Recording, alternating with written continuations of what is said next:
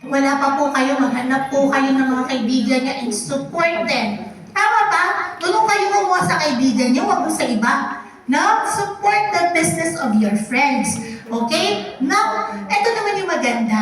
Kwento ko lang. Alam niyo po ba na kasama ko po sa cosmetic company, palakpakan po natin yung aking loving sponsor, Miss Vanessa Roses, our Diamond Crystal, and of course, our Tiffany Pamo, Engineer Mai Amogis. Yan. Yan po yung dalawang babae na, ano ba sasabihin kong term doon? Nambudol sa akin. Alam niyo kung bakit? Di manager po ako sa Manilife. Sabi po ni Vancis, pwede ba kitang may-invite na speaker? Kasi may nabuka akong skincare class. Sabi niya gano'n sa Bulacan Teachers Day. Kasi, so ikaw yung magsasalita sa financial wellness. Pupunta ako, hindi. Pupunta, speaker ako eh. So sumunod, hindi naman niya sinabi na may iba pa palang speaker. So during that time, it was my very first time to listen for an OPP ni Engineer Mai Amogis. At syempre, nakinig po ako. Tama? And during that time, doon po ako nabudol. Hindi, joke lang. Actually, nasa isip ko ni Van, kasi nga alam niya yung story ko, na I was a stroke patient, although naka-recover ako. Alam niyo po yung utak ko noon, napakagulo, parang, since okay na ako, babalik ako sa employment. Pero hindi eh. Alam niyo po ba that when I resigned from work, I promised God to utilize my life for Him as much as possible. So kami po, Jehovah's Witnesses po kami. So na full-time minister po ako. I have right now like 12 Bible studies. Can you imagine, paano mo pinagkakasya sa schedule mo yan? One-on-one Bible studies po yun, 1 hour per week. So yan po siya, no? Hindi po siya yung lahat na ganito. It's one by one. So yun po yung ginagawa ko. So sabi ko, pagka bumalik ako sa employment, hindi ko yun magagawa. Tama ba? And I know that if I stay faithful, God will also be faithful to me.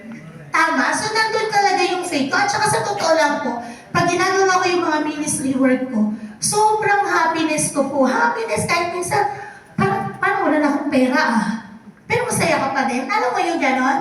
No? So hindi po totoo na yung pera lang na nagpapasaya sa atin. No?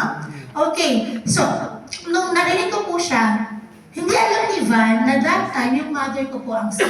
She was almost bedridden. And then, sabi ko, alam niyo po nung naririnig ko yun, wala po akong pera. No? Pero alam niyo sinabi ko kay Mike, Mike give me maximum 3 days. Bibili ako niyan. 1 cent. No? So, because para sa akin, yung pera, kaya natin gawin ng paraan.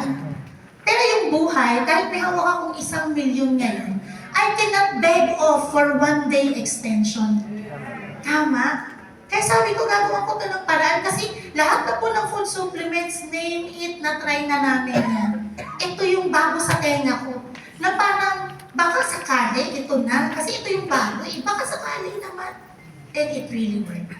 Okay? Palakpakan po natin yan. Alam niyo po sabi ko kay Mike, please do not register me. Sabi niya, hindi pwede. May kasama talagang registration yun when you buy. Bahala kayo, pero hindi ko yan gagawing business. I'm done. Ayoko na. Tama. And then, alam niyo po ba, yung mother ko po, na almost bedridden in a span of 1 month, naglakad po siya.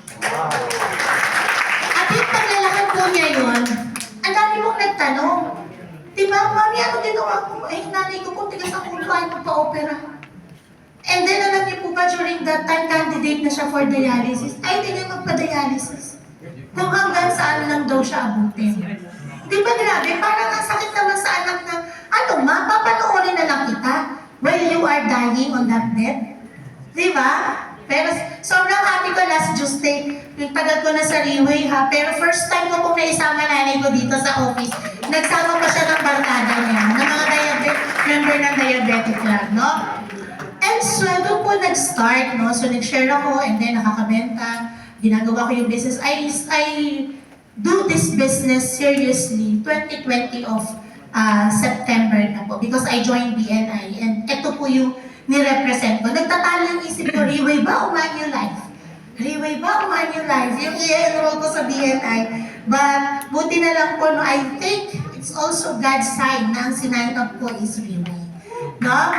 And, true enough, September ko ginawa siya ng seryoso with BNI. January of 2021, I became 1-star on January 15 and then 2-star on January 30.